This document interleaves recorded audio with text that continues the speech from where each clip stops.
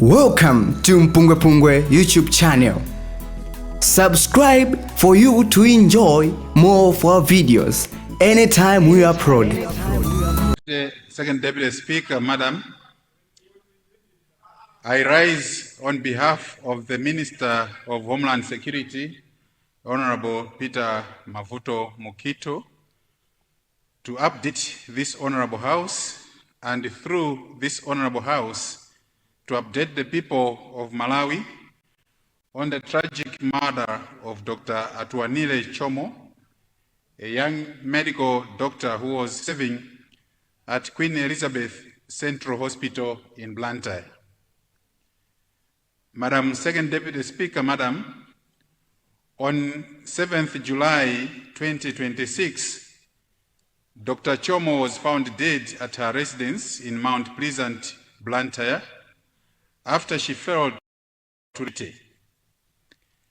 Preliminary investigations established that she had been attacked in her home, restrained, and murdered. Her phone was also stolen.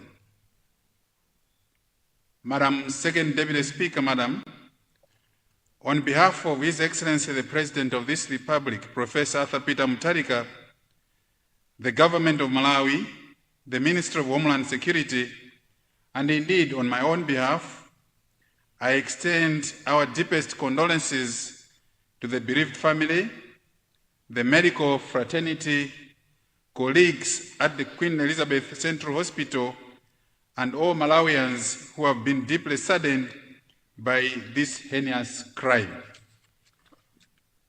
Dr. Chomo dedicated her life to saving others, and her untimely death is a profound loss to our nation. So rest in peace. Madam Second Deputy Speaker, Madam, I wish to assure this House that immediately after the incident was reported, the Malawi Police Service launched an intensive intelligence-led investigation led by experienced detectives from the Criminal Investigations Department. Madam Second Deputy Speaker, Madam, I am pleased to inform the House that within a short period of the incident, the Malawi police successfully arrested a 24-year-old suspect, Macmillan Mvevula, in connection with this murder. During the operation, investigators recovered a Redmi mobile phone believed to belong to the deceased, while additional forensic evidence has been secured to strengthen the prosecution of the case. The suspect remains in lawful police custody and will appear before the courts to answer the charges preferred against him. The government is committed to ensuring that the prosecution proceeds professionally, fairly, and without interference. Madam Second Deputy Speaker, Madam, this swift breakthrough demonstrates the professionalism, capability, and dedication of the Malawi Police Service. I commend the detectives and all officers involved for their commitment, tireless work, and use of intelligence-led policing in bringing the suspect to justice within a short period. However, Madam Second Deputy Speaker, Madam, I wish to remind this Honorable House, arrest does not amount to a conviction. The suspect remains entitled to all constitutional guarantees of due process, and government will allow the courts to determine the matter based on the evidence presented. Madam Second Deputy Speaker, Madam, the government remains unwavering in its commitment to protecting every citizen, regardless of status, profession, or location. Criminals must understand that there is no hiding place for those who commit violent crimes in Malawi. Our security agencies will continue pursuing offenders relentlessly until they are brought before the law. Madam Second Deputy Speaker, Madam, I also appeal to members of the public to continue cooperating with the police by providing information that can assist in preventing crime and apprehending offenders. Community participation remains one of the strongest pillars of effective policing. Finally, Madam Second Deputy Speaker, Madam, I wish to reassure the nation that the Ministry of Homeland Security will continue strengthening investigative capacity, forensic capabilities, intelligence gathering, and community policing so that Malawi remains a peaceful and secure country for all. Madam Second Deputy Speaker, Madam, justice for Dr. Atuanile Chomo is not a priority for her family, is not only a priority for her family, but also for the government and the people of Malawi. We remain committed to ensuring that justice is served in accordance with the laws of our republic. May the soul of Dr. Atuanile Chomo rest in peace. I thank you very much, Madam Deputy Speaker, Madam.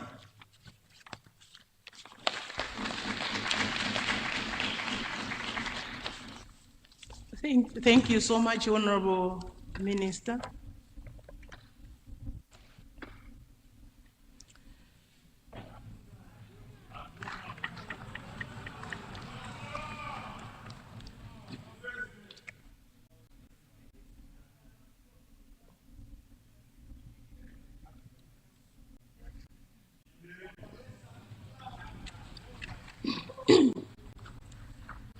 Honorable members, according to the procedures of the House, after ministerial statement, honorable members are allowed to ask questions to the Honorable Minister.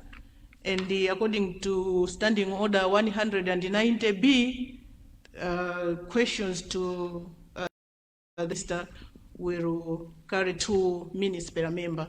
I now recognize members who would like to ask questions or clarifications from the Honorable Minister. Thank you.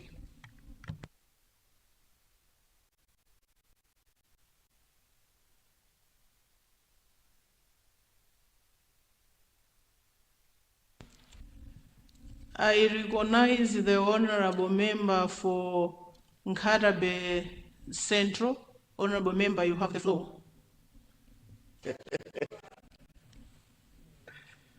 Thank you very much. Madam Second Deputy Speaker, Madam, I want to ask the government through the Honorable Minister and the Leader of the House. The officers have done a commendable work by identifying the suspects and timely apprehending them. Now they have been arrested.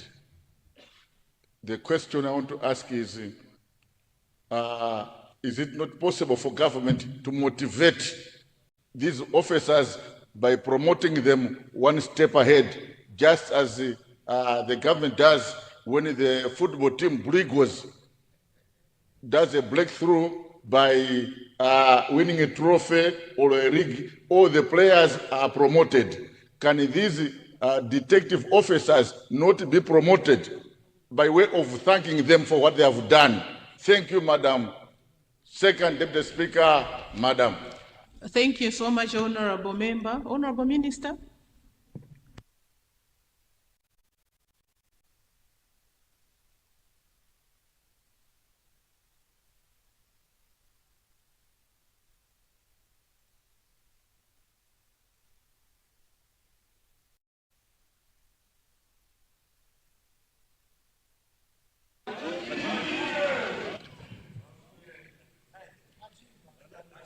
Madam Second Deputy Speaker, Madam, I wish to thank the Honorable Member for Nkarabe Central for the recommendation. I take it as a recommendation that the officers that have done this commendable job should be recognized in a special way by motivating them. I would like to assure the honorable member for Nkarabe Central that indeed within the Malawi Police Service and the government in general, wherever some good work has been done, we have laid down procedures that we follow to acknowledge and motivate people that have done a great job. Similarly, for these officers that have done a great job in this investigative process, will also be rewarded according to the laid down procedures within this. I submit, Honorable Deputy Speaker, Madam. Thank you. Thank you so much, Honorable Minister. I now recognize the Honorable Member for Mwanza Central. Honorable Member, you have the floor.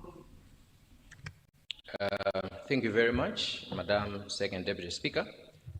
I want to join my honorable colleague to commend the officers that conducted this operation. My concern is on prosecution. I wish to ask the Minister what measures are put in place to make sure that these cases are handled by very good prosecutors, because we are having a challenge that whenever these cases go to court, the prosecution team sometimes doesn't do a good job. So for these particular cases, what measures will the ministry put in place to make sure that these cases are handled by top-notch prosecutors, so that those criminals can face stiff penalties, so that they don't get away with the murders? And the other issue that I want to also find out from the minister is if at all the ministry or the minister read the article that was in the newspaper about the other case for late Dr. Bobe. I read the article that was in the paper that one of the suspects is serving a 14-year jail term. So I was very surprised how someone who is serving a 14-year jail term would commit another criminal activity. So I just wanted to find out if at all you took time to follow up and get to the bottom of the matter. Thank you. Thank you so much, Honorable Member for Mwanza Central. Honorable Minister, you have the floor.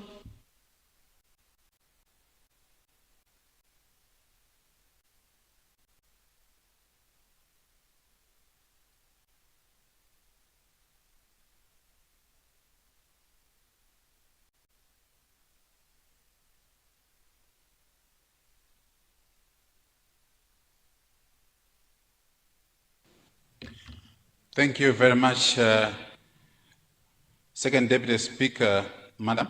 I would like to thank the Honorable Member for Mwanza Central for the observations and the concern that he has expressed that prosecution on matters of this nature seem to be going a different direction when the suspects appear before the court. I would like, on behalf of the Ministry and the Minister of Homeland Security, to assure the Honorable Member that considering the nature of this matter and other related cases, the Malawi Police Service is committed to ensuring that it has allocated not just to extraordinary prosecutors, but prosecutors that have got the appropriate skills and knowledge about taking these matters to court, so that the prosecution can be done with speed and justice is also brought to bear. I must reiterate what I just said in a statement, that we have to also be aware that when we have arrested a suspect, the suspect continues to enjoy all the constitutional rights, as we are all aware that a suspect is but a suspect until proven guilty by a competent court of law. So we will allow the court process to also proceed as it is a case. But I would like to emphasize assurance that the Malawi Police Service, the prosecution of the Malawi Police Service will ensure that justice prevails in this matter, in this case, just as well as the other case that the honorable members referred to, that of Dr. Bobe, that he read in the papers that one suspect in this case was serving some jail sentence. This matter, Honorable Second Deputy Speaker, Madam, is a matter that the Malawi Police Service is continuously investigating so that, again, justice prevails. It is the matter and the matter that the Malawi Police Service is taking up very seriously so that no suspect, or indeed those that commit such kind of heinous crimes in this country, are brought to court and the appropriate law is meted on them. I submit, Honorable Second Deputy Speaker, Madam. Thank you so much, Honorable Minister. Honorable Minister, I have noted that you are not speaking to from your allocated seat. Is it an oversight from our office, or there is an internal arrangement which I'm not aware of?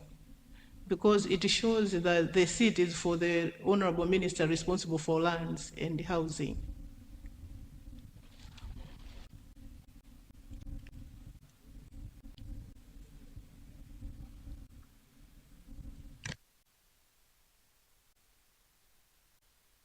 Noted, Honorable Minister. Thank you. I now recognize the Honorable Member for Zomba Malosa. Honorable Member, you have the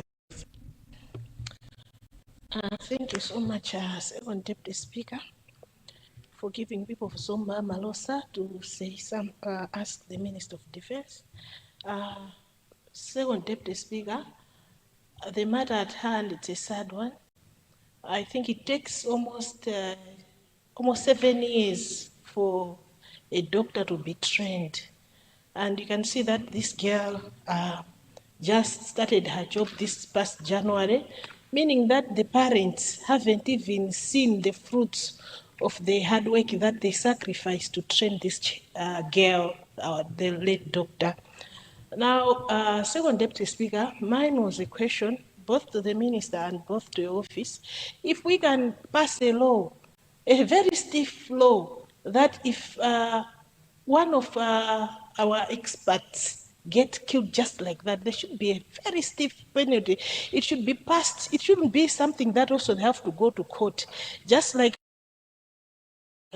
the evidence is there, they should be prosecuted with no parole, like being given maybe on Christmas or 6th July, those celebrations, those parole, they shouldn't get. Because if we can see, this is the second doctor we are losing, and we have few doctors in the country as well.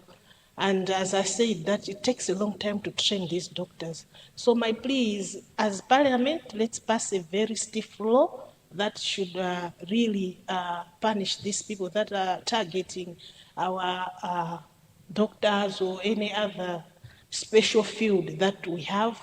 And again, to ask also to the Minister of Homeland that these people, when they get to court, their issues should be dealt with speed. Thank you, Second Deputy Speaker. Thank you. I think it was a Parliament to review the law. So, Honorable Minister, would you like to respond to that? Are you ready? Your Minister ready to bring some amendments?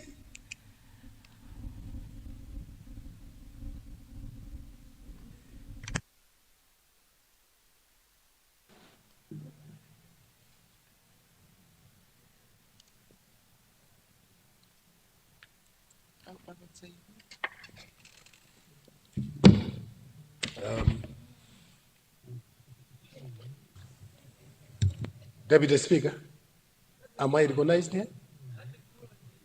I have given the floor to the Honorable Minister, but because I have given you the floor by mistake, Honorable Leader of the House, I will give you after the Honorable Minister. Thank you.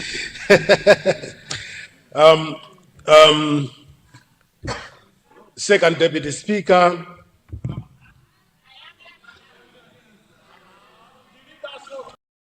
The Honorable Leader of Opposition asks his question. The Honorable Minister will combine the respond. Honorable Member for Zomba Malosa and the Opposition Leader to respond to their queries. Thank you. Second Deputy Speaker, thank you very much for that clarification, but also just to add that the Honorable Minister responding to this is one of the ministers that I highly respect. Honorable Deputy Speaker, I rise with a heavy heart, very disappointed and concerned because of the issue under debate, more especially because it concerns one of the young, brilliant doctors. I would like to make mention. Honorable Minister, sorry, Honorable Leader of Opposition. It's a question. It's a question. Okay, thank you. But this is a preamble. I wanted to make it clear that as we speak, the doctor patients ratio stand at 1 against, and that doctors are very important in this country. I would like to find out why is it that our doctors are now becoming endangered species in this country. From October 2025, we have lost 3 doctors. We have lost a nurse by the name Patrick Dyson in October 2025 in Palombe, a very young person around 33 or 28 years. And then we lost Victoria Nessa Bobe, a very young, energetic doctor. Today we are talking about the loss of Dr. Anganile Chom. What is government doing to ensure that there is safety of our doctors in this country? Number 2, can't we have measures where our doctors are provided some kind of safety so that they are guaranteed of right to life, and that when going or coming back from work, they would actually be sure that they will continue living? And finally, Second Deputy Speaker, why do we always have these cases when our dear brothers are in government? What is the connection? Second Deputy Speaker, I submit.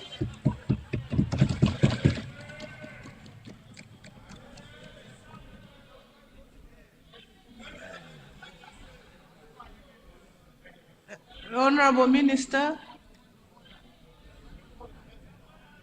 That's why if they don't have great questions.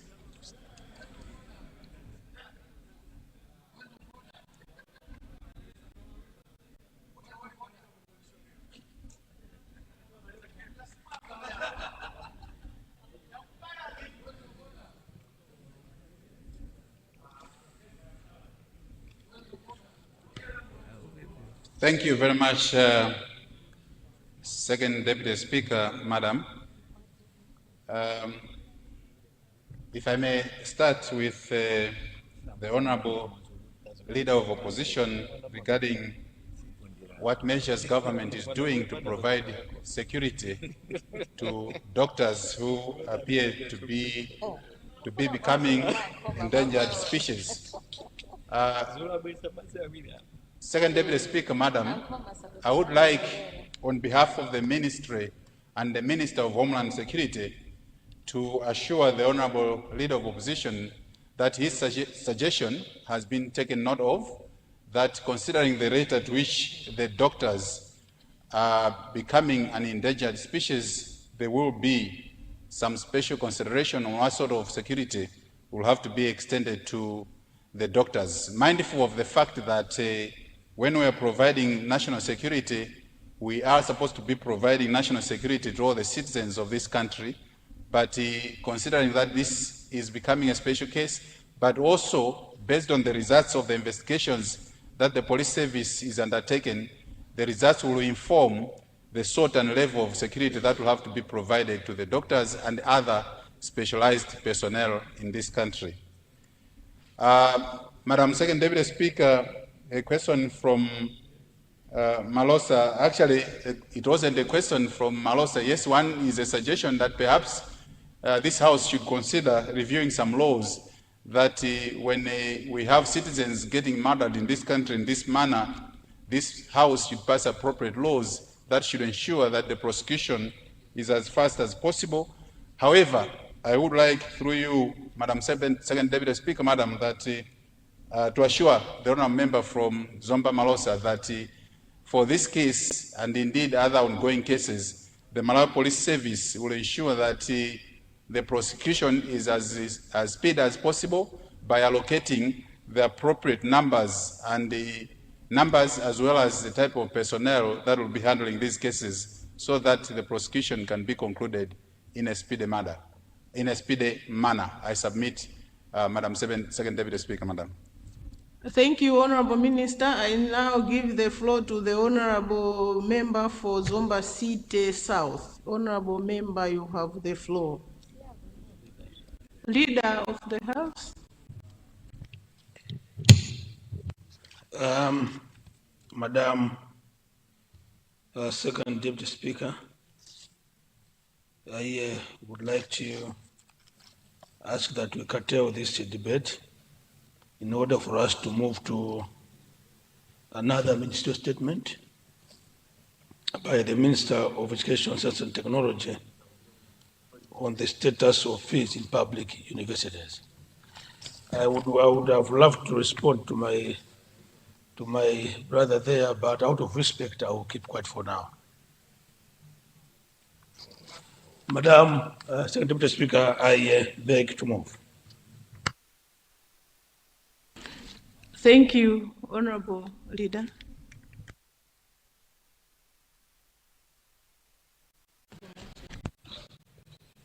Government Business Ministerial Statement 3A2. The Honorable Minister of Education, Science and Technology to present a statement on the status of fees in public universities.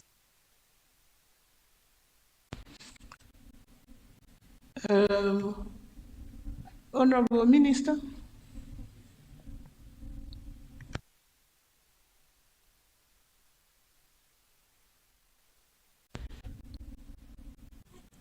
Honorable Minister responsible for education, you have the floor to present your statement. Thank you.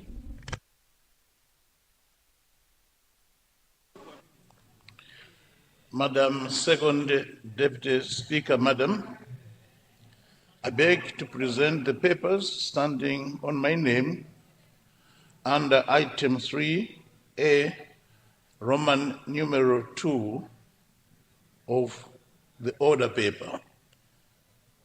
I beg to present. Thank you. Sergeant at Arms.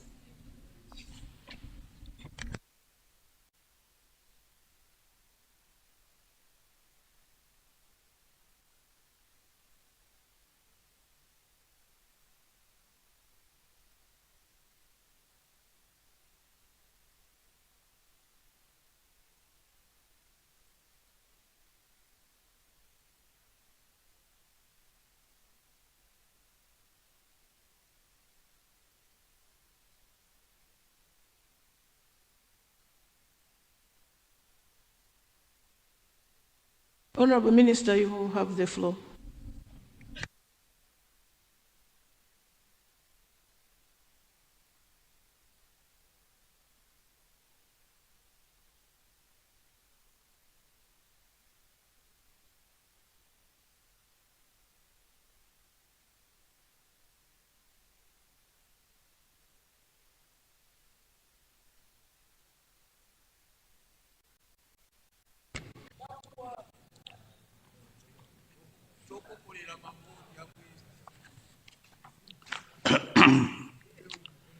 Madam Second Deputy Speaker, Madam, I am deeply honored and grateful for the opportunity to make a brief statement in this August House regarding the adjustment of fees in public universities in Malawi, which is one of the current topical issues.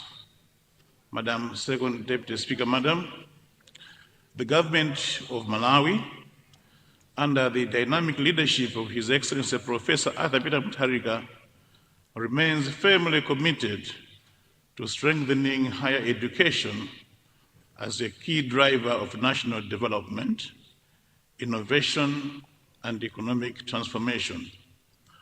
Higher education plays a vital role in producing a skilled workforce of professionals, advancing research, and developing solutions for the country's social and economic challenges.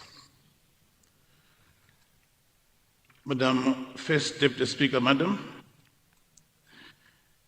and honorable members, you may wish to be informed that my ministry has made significant progress in expanding access to higher education.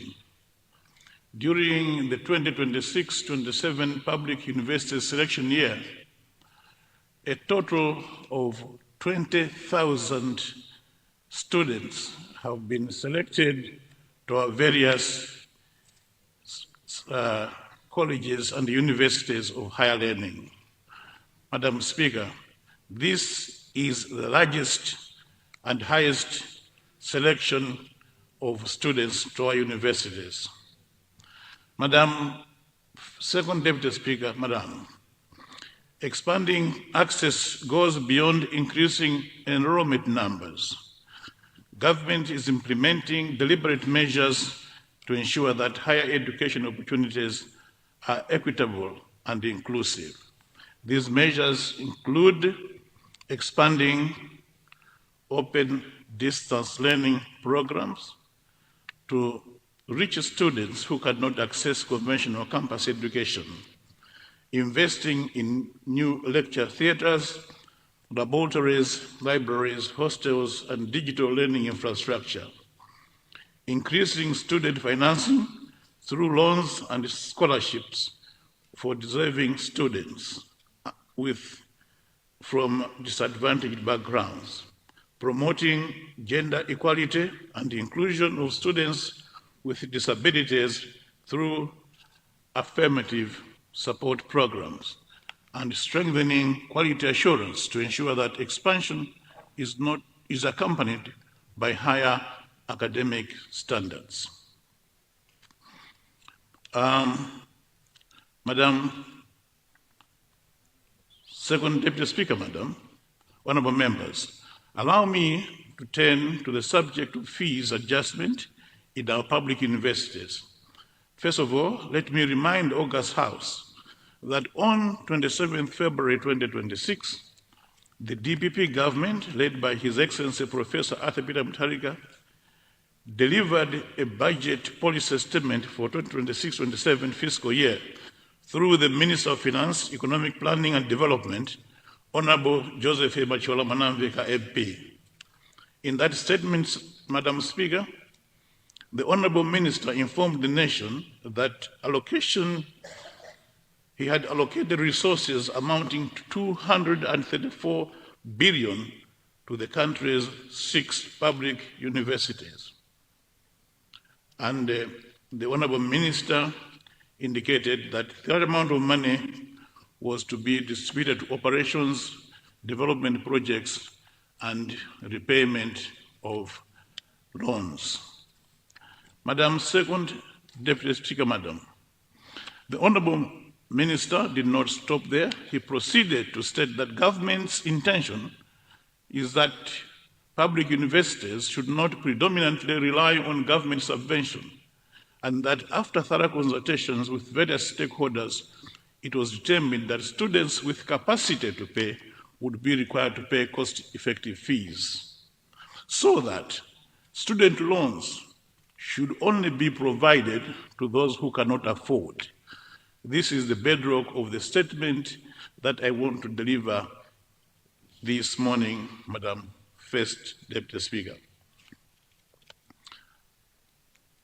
Madam First Deputy Speaker, honorable members.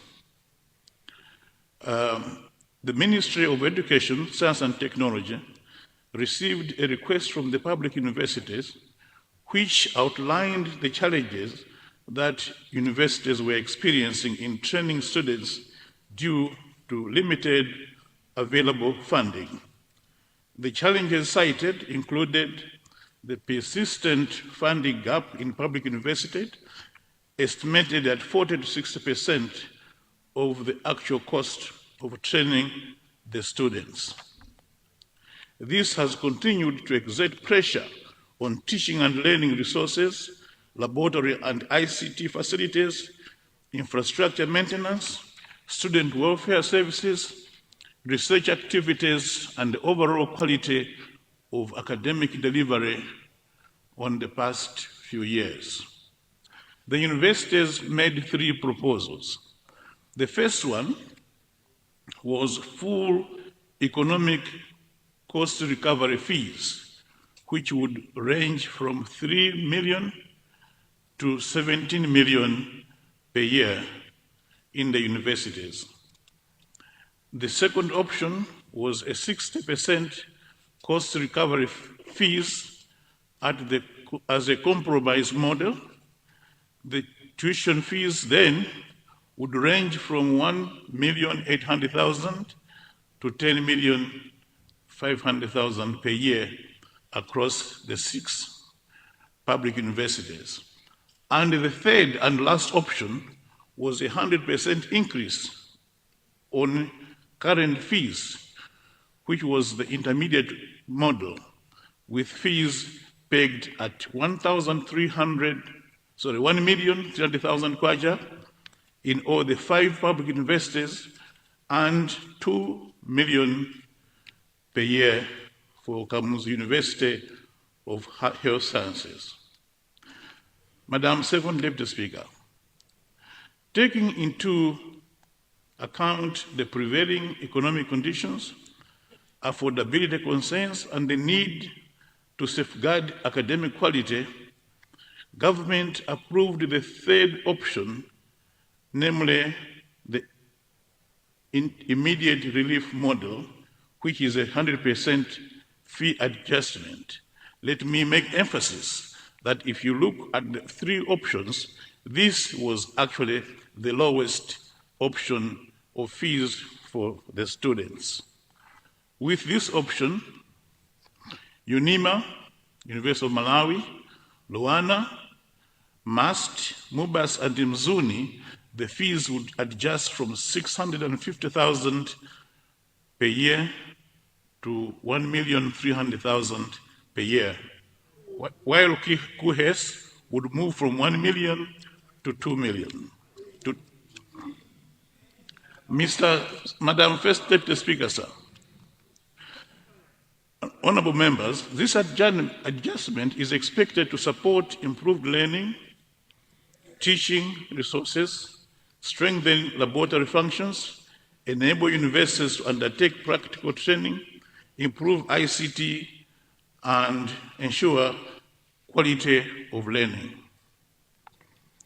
Madam Second Deputy Speaker, sir, I wish to place on record that this increase is not the highest in the history of our universities. We have had a 120% increase, a 220% increase, and 120% increase. In 2023, the university fees were increased from 350 to 650, nearly 85%. Madam First Deputy Speaker, sir, and members, it must be remembered that since 2023, there has been no fees increase in our universities. Madam First Deputy Speaker, support to our needy students. My ministry would like to assure the public that needy students who are likely to be affected by the fee increase will not be disadvantaged by the fee increase. Government will ensure that no needy student is denied access to higher education on account of the financial constraints. Government has therefore increased the funding for supporting needy students under the Higher Education Students Loan and Grants Board. In addition, the selection process for beneficiaries has been strengthened in order to ensure that more students, only needy students, are access the loans. And as stipulated in the SONA by His Excellency Professor Arthur Peter Mutharika, this year we will support 38,000 needy students in public universities. In conclusion, Madam First Deputy Speaker, Madam, the Honourable Member and Honourable Member, allow me to assure the August House that the general public out there, that government remains committed to ensuring that public universities are functional and provide access to equitable and quality education, while encouraging public universities to diversify ways of generating income for their financial sustainability in the medium and the long term. We will continue working with Parliament and all stakeholders to build an inclusive, equitable, and globally competitive higher education system that supports the realization of Malawi 2063. In conclusion, yes, Madam Second Deputy Speaker, Madam, we will provide adequate funding to our public universities to ensure that they achieve for this nation the human capital required for the attainment of the Malawi 2063. But, Madam Second Deputy Speaker, at the same time, we will cushion and protect our needy students with adequate loans to ensure that they achieve their goals, dreams, and aspirations. I thank you, Madam Second Deputy Speaker, Madam.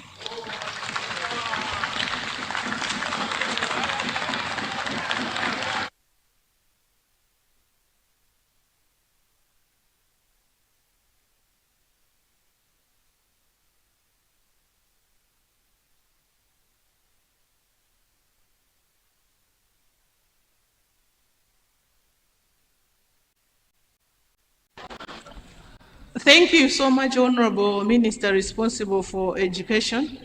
I now recognize the Honorable Whip for MCP for questions.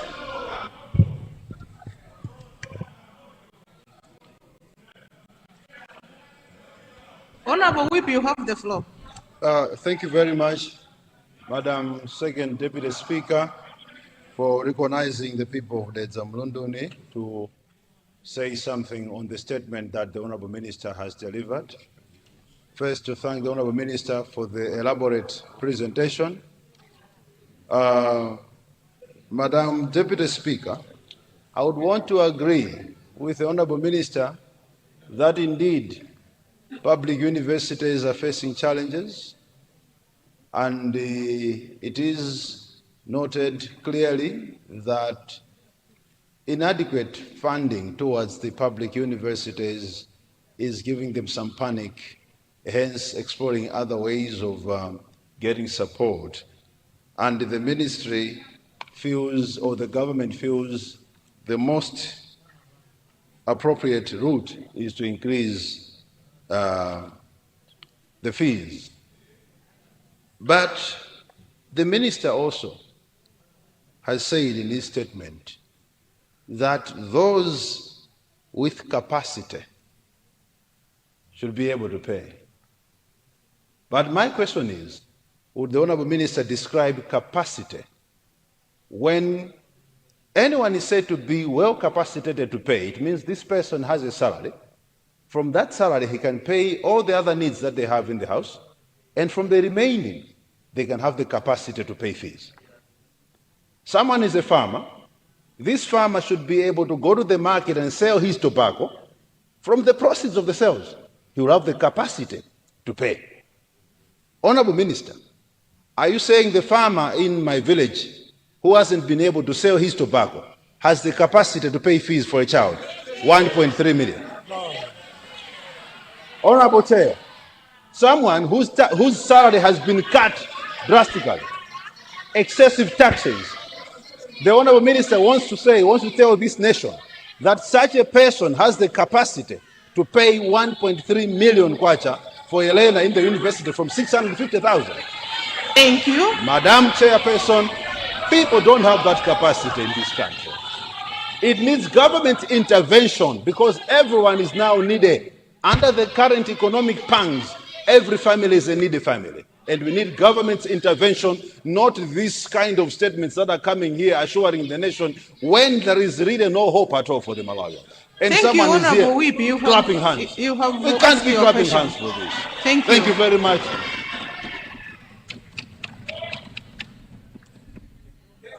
Honorable Minister.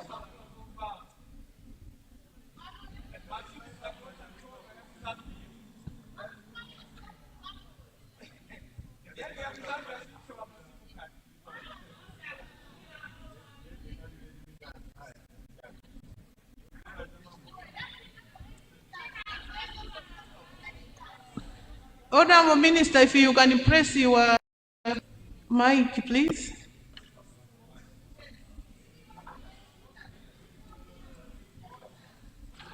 You have the floor, Honorable.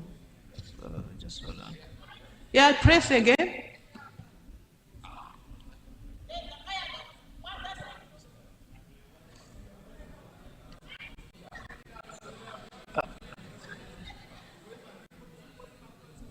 Honorable Speaker, I think you've switched on mine. I'm not yet a minister.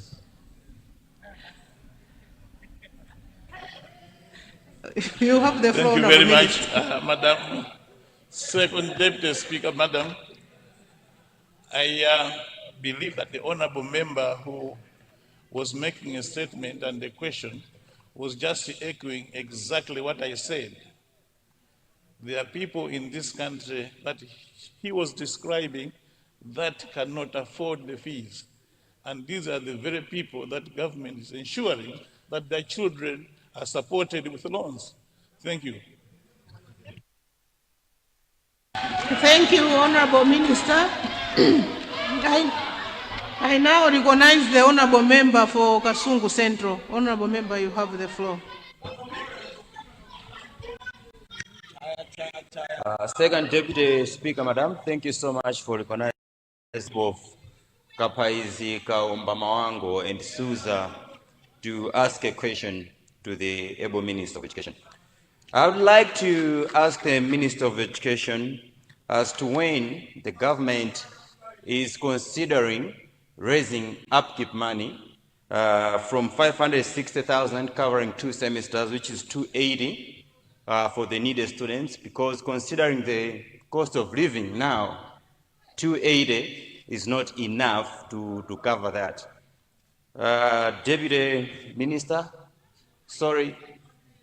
Deputy Speaker, I would also like to ask the Minister of Education as to when, as a country, will start giving consideration to students in health sciences that are studying to be clinicians and are excluded in the loans board.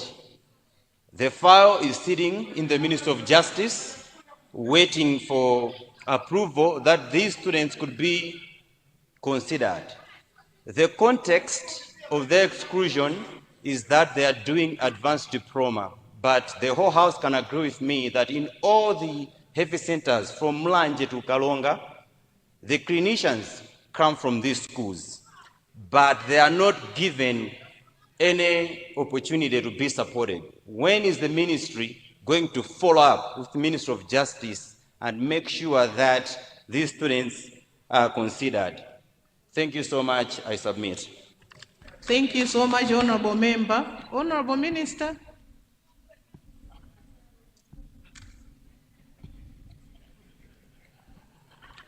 Thank you very much, Madam Second Deputy Speaker. I would like to thank the honorable member for his very pertinent questions. I fully agree that with the cost of living rising, there is need to review the upkeep allowance. And I think the ministry, together with the Minister of Finance and the student bodies, will soon be meeting in order to consider reviewing the upkeep allowance. It is our desire to ensure that students live a healthy life, are able to acquire adequate nutrition while they are in college, and therefore they must be provided with sufficient upkeep allowance for them to thrive in the universities. So I wish to thank you for that question.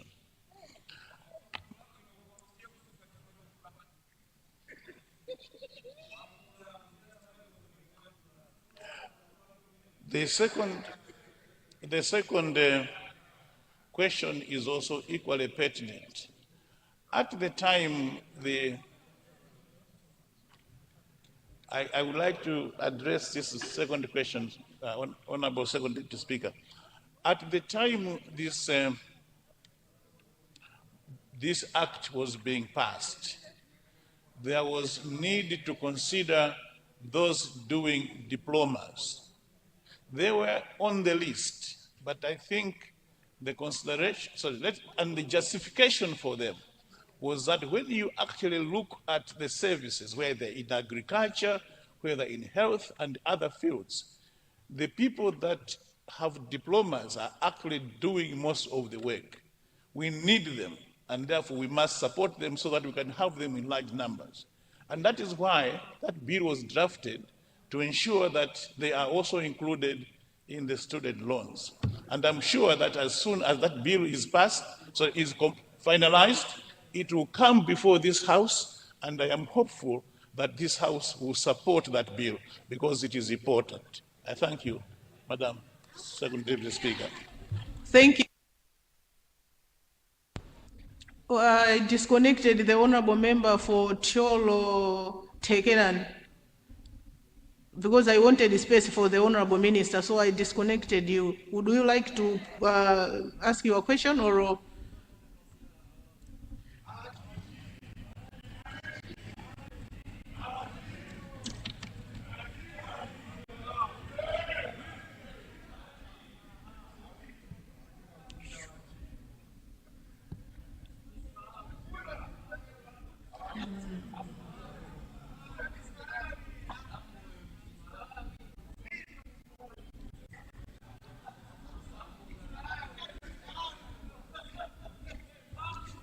Honorable member, you have the floor. Thank you so much, Second Deputy Speaker, for recognizing the people of Choro Tegerani to ask the minister a question.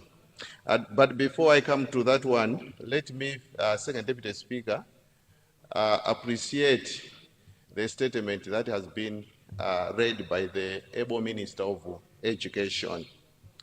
My question, Second Deputy Speaker, is that is the minister or the ministry prepared a space that if some needy students have been left out from the list he has mentioned, is any space that can be used to accommodate those needy students that have been left aside from that particular list? I'm saying this considering students we have in our constituencies, in particular Choro Tegeran. I have Anne Magras, a needy, intelligent girl student who has been selected to UNIMA, but she has done everything. She has applied for the loan, but I'm thinking if she has been left aside, what will happen to such kind of students? I submit Second Deputy Speaker. Thank you so much. Thank you, Honorable Member. Honorable Minister. Sorry.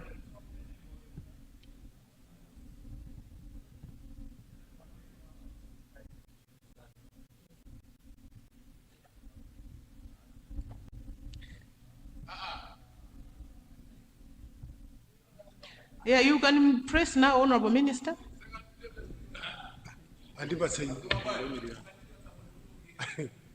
Speaker Mwandibasa.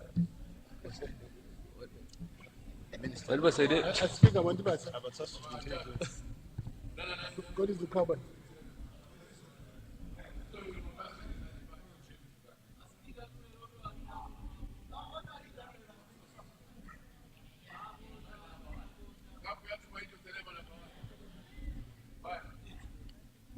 Yeah, Honorable Minister, you can.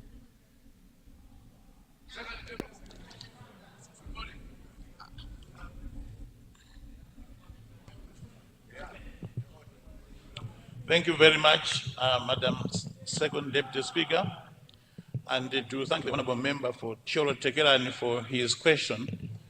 At this point in time, it is a hypothetical question, I suspect, because from the report, there is no feedback yet on the application by this young lady for a loan. That's what I have heard. That is the report. She has applied, she hasn't gotten a response yet. He is worried that she might be left behind. Those of you who are listening, that is the position. And my response is that in all likelihood, because she is that needy, this girl will be assisted. The criteria is extreme need. So if she is that needy, she will be assisted. And should she not be assisted, Honorable Member, you can come and challenge me and she will be assisted. Thank you so much, Honorable Minister. I now recognize the Honorable Member for Chikangawa Central. Central West. Is it Leader of the House?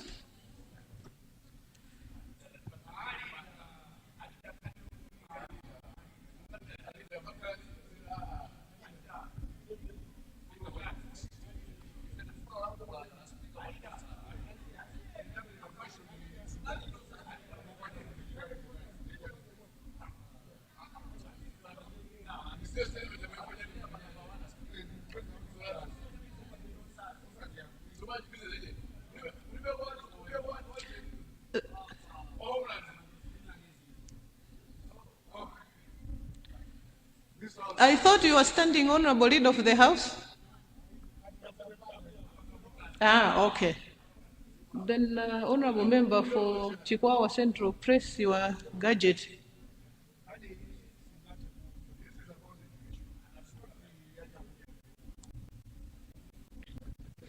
Yeah, thank you so much, Second Deputy Speaker, and good morning. Good morning. My question to the Honorable Minister of Education is the same as the ones that my honorable colleagues have already asked. But my main question is the Honorable Minister or the Ministry willing to increase the number of beneficiaries on the loans board so that maybe each and every student can have a chance to get a loan when enrolled at the public universities? That was my question. And finally, my lady speaker, I want to say this, that what the government of Professor Peter Mutharika has done is very commendable. As you may aware, Mr. First Deputy, Second Deputy Speaker, the learning government is a very serious business, and we don't learn government on assumptions. Government is learned on facts. That's why the government of Professor Peter Mutharika is doing everything possible, light and direct. That's why even when increasing these amounts of fees, they provided with the loans board that they are going to fund the loans board so that every candidate, every student is supplied. Thank you so much. Thank you so much. Thank you. Honorable Minister, you take that question together with the question from Honorable Member for Salima Central West. Is it Salima Central West? You have the floor. Yeah, thank you so much, Madam Second Deputy Speaker, and good morning. Building on Cholo Tekeran and the response from the Honorable Minister that he had loosely indicated that it was hypothetical, then I want to take him to what might not be hypothetical. Let's look at the budget. The budget, Madam Second Deputy Speaker, which is running now, made a proviso of 38,000 students as a provision. And with this, it means that the revisions are going to be immediate. And if this revision is immediate, which we projected at 600,000 per student at estimation that time, it means that those that would benefit from these loans is going also to be halved from 38 to 19. Is it what this government wants to do? And is happy with that? That those that are in the waiting, that we are projected to, that we are projected to benefit as in 38,000, if it is upward, it means even the beneficiaries, because the media budget review is far from now, where you can take money legally. It means even the loans board will have to accommodate what has been put to 19. Can we have that assurance that where that money would be coming from, so that at least it catches up with 38,000 students that we thought would benefit from this? Thank you so much. First, Secretary. Honorable Minister. Thank you very much, Madam Second Deputy Speaker. The figure of 38,000 is, to my recollection, the largest number of beneficiaries ever afforded loans in Malawi. So when the honorable member from Cholo is asking for an increase, the 38,000 is the increase. What has happened in view of the negotiations is that the amount that was allocated to the 38,000 at 650 has been adjusted upwards in consultation with the Minister of Finance. As you know, this money does not get paid at once. It will be paid over a period of time, and therefore by the time we get the budget review, the Minister of Finance will do the needful to ensure that this House can support the 38,000 needy students whose fees are at 1,300,000. So that is the increase in terms of numbers and in terms of the budget. Thank you very much, Mr. Speaker. Leader of the House. I beg to move that debate or question time be curtailed on this matter in order for us to move to now questions for oral replies. I beg to move. Honorable members, there is a motion on the floor. The motion is that we waive our relevant standing orders in order to allow the House to tackle questions to ministers for all replies. Those of that opinion say aye. Those of the contrary say no. The ayes have it, and the motion is carried. General business, item 2B, questions to ministers for oral replies.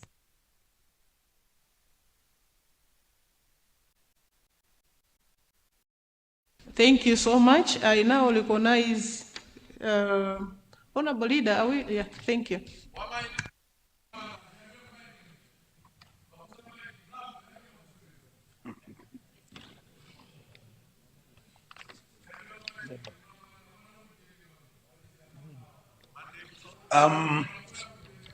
Madam Second Deputy Speaker, we will start with questions under the Ministry of Labor, Skills and Innovation.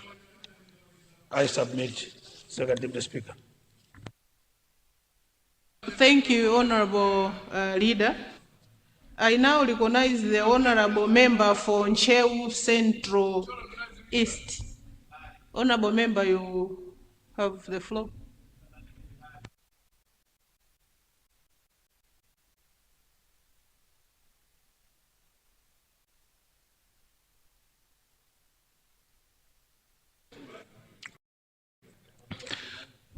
Thank you, Deputy Speaker.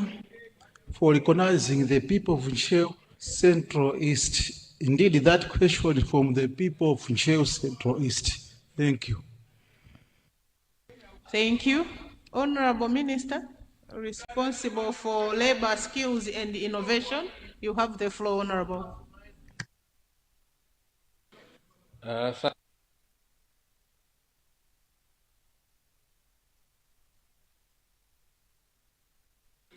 For giving the people of Salima Central East the opportunity to respond to question. Second Deputy Speaker, Madam, I want to thank the Honorable Member for Ncheu Central East, Honorable Chirikuntima, for the question. Second Deputy Speaker, Madam, the TPP-led government is very much committed in the long term to establish a community technical college in each and every constituency across the country. It is therefore the responsibility of my ministry to ensure that direction is delivered. Second Deputy Speaker, Madam, with the informed constituency development funding, which aims at strengthening the transparency, accountability, and effective finance of local development projects, issues of community technical colleges will be part of the local development projects. Honorable members may therefore wish to be note that the management of the community technical college will be handed over to the local authorities to enhance oversight and efficiency. The law of my ministry is therefore to restrict to the policy direction, enforcement of standards, including inspection, curriculum, development of TVET, education, among other responsibilities. In a view of this, honorable members are encouraged to present their request to their respective councils, which will inform my ministry to conduct an assessment on the suitability of the site and provide necessary recommendations. Once this process is done, the location is deemed suitable, appropriate resources can be allocated from the Constituency Development Fund, and the ministry will provide standard specification to all district councils for the construction of community technical colleges. Madam Deputy Speaker, I wish to inform the honorable member of Ncheu Central East that the government has a college at Ntonda, known as Ntonda Community Technical College. I therefore encourage young people around this area to utilize these facilities. I thank you. Thank you, Honorable Minister. I now give the floor to the Honorable Member for Nchinji Northeast. Honorable Member, you have the floor. Thank you very much. Second Deputy Speaker, Madam. My question goes to my brother there, Minister of Labor. We've been discussing this issue, and I know he knows. We have a technical college in Nchinji, Kapondo Technical College, which has been running for some time now. We have some courses which lack equipment, and in our discussions, he assured me that government has equipment in their warehouses, and he promised that he would deliver the equipment to the technical college so that these remaining courses should also be taught at the college. I would like, through you, Madam, Second Deputy Speaker, Madam, to ask the minister responsible when is he delivering the equipment so that the technical college resumes the courses that are not being taught right now. Thank you very much. Thank you, Honorable. The Honorable Member for Lilongwe-Nsinja, is it a point of order or just because you have been standing and wanting to ask a question? Point of order. Point of order. It's a point of order. Point of order, okay.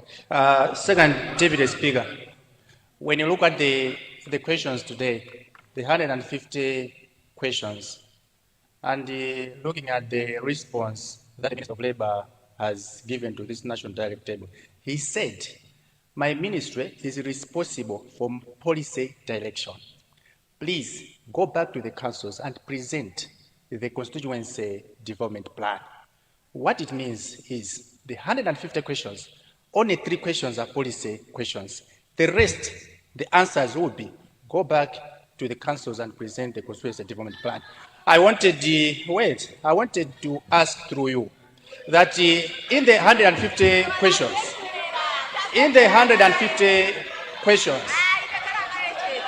can I have order, honorable members, from my far right?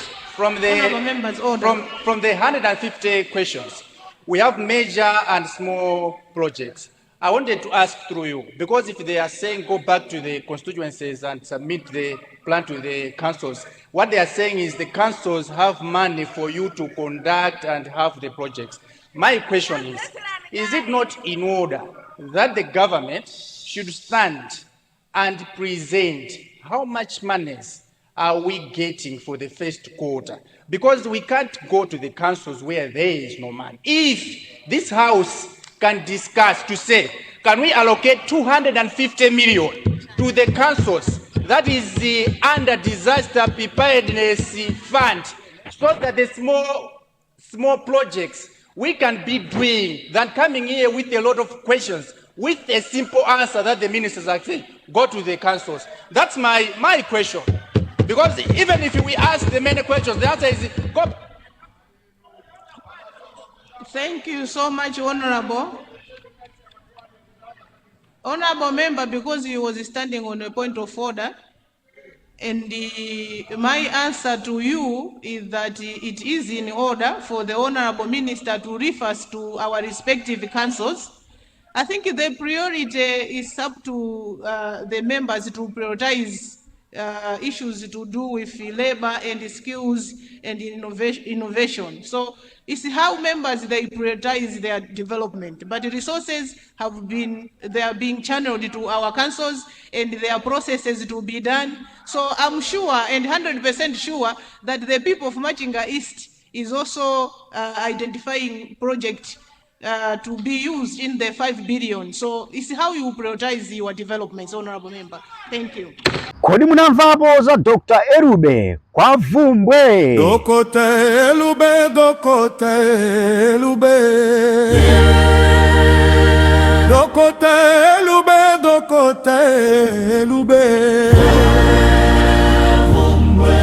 Kodi mukufuna mwitano wa business mtupatupa chimabwezeretsa banja likasokonekera kwa mphindi 40, chimatsirika munthu akaberedwa.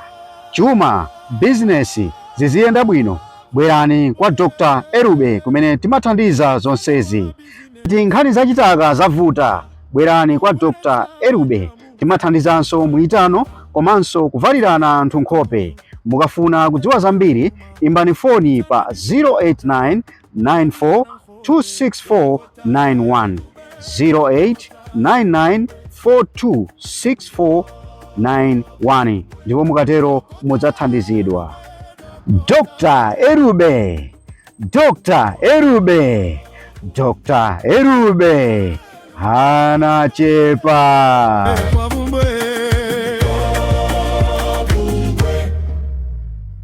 Ambiri mwakhala mukudera nkhawa kuti kodi mavuto amene tili nawowa tidzathetse bwanji. Mavuto ngati kusabereka, khunyu, misala.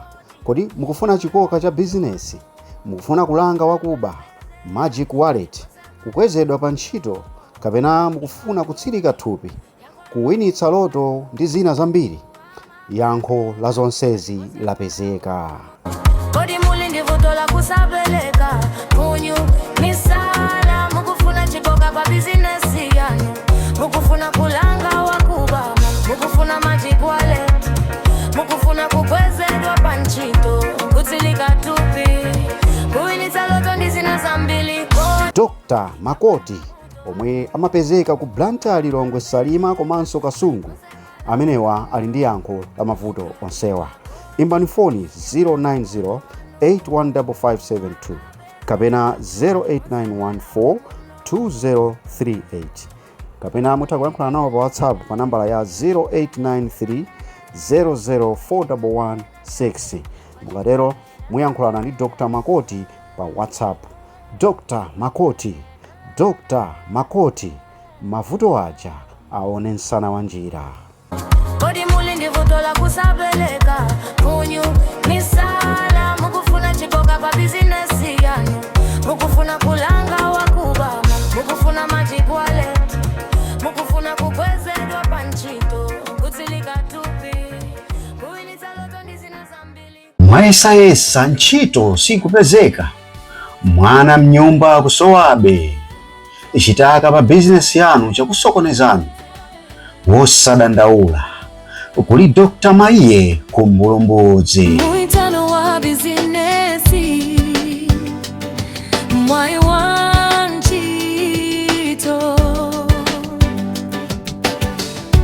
kukonza nsoma banja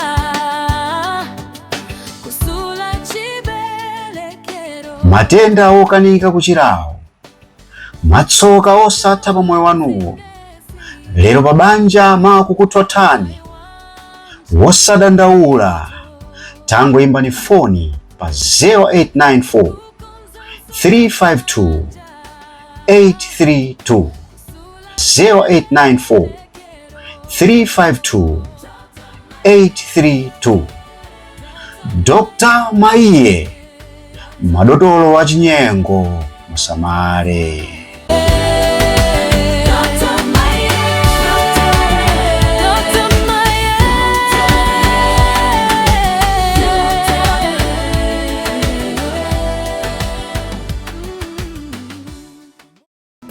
Welcome to MPUNGWE-PUNGWE YouTube channel. Subscribe for you to enjoy more of our videos anytime we upload.